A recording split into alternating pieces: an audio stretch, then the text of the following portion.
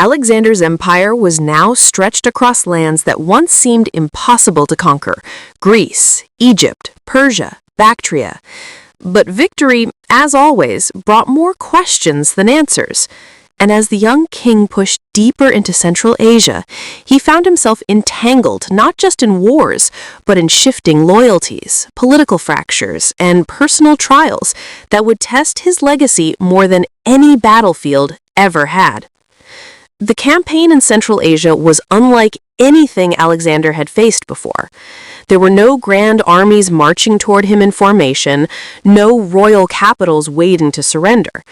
Instead, he found small tribes, elusive warlords, and rebel leaders who refused to fight a traditional war. They struck like shadows, disappearing into mountains and deserts before his troops even realized what had happened. This was guerrilla warfare in its earliest form, and it frustrated the Macedonian war machine that relied heavily on direct confrontation. The most significant rebellion came from the region of Sogdiana, and at the center of it stood a name that would haunt and fascinate Alexander for years: Spitamenes. Spitamenes was unlike the Persian nobles Alexander had defeated before. He was cunning, unpredictable, and deeply familiar with the terrain.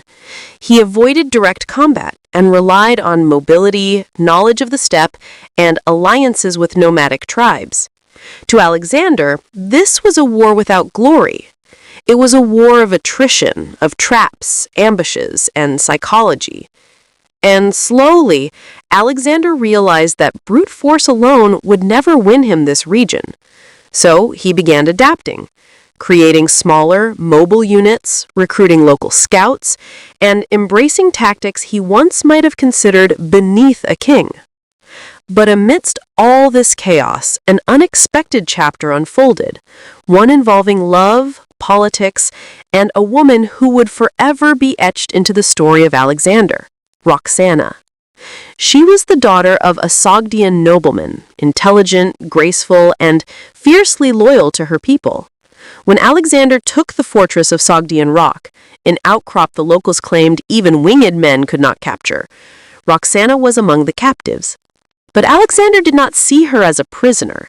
Ancient writers say the moment he saw her, he was struck not just by her beauty, but by her composure, her strength. He realized something profound. If he wanted to unify the region, he needed more than military victory. He needed legitimacy. Unity through marriage was a powerful symbol. Their marriage was controversial among Macedonians. Many officers whispered, "Our king marries a barbarian?"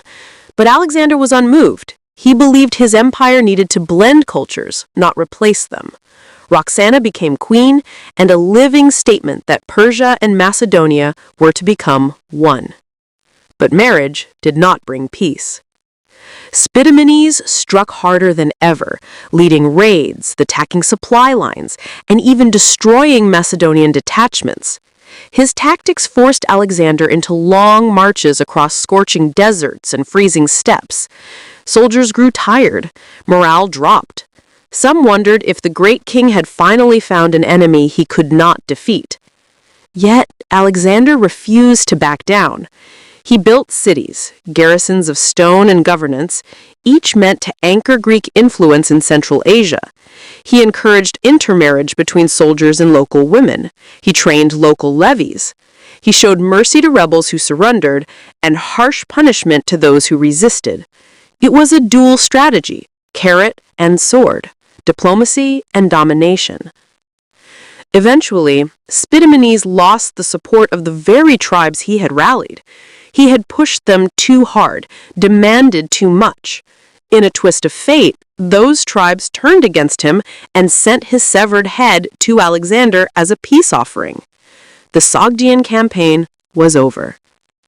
But victory came at a heavy price: exhaustion among the troops, whispers of discontent, and a growing divide between Alexander's grand vision and the desires of his Macedonian men.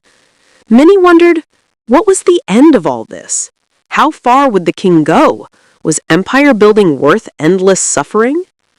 Alexander, however, saw only one path forward: deeper into Asia, towards the lands the Greeks called India. New challenges awaited him, rivers broader than seas, kingdoms unlike anything he had encountered, and an enemy who would test him in ways even the Persians never did. The torch of conquest still burned bright, but the shadows around it were growing longer.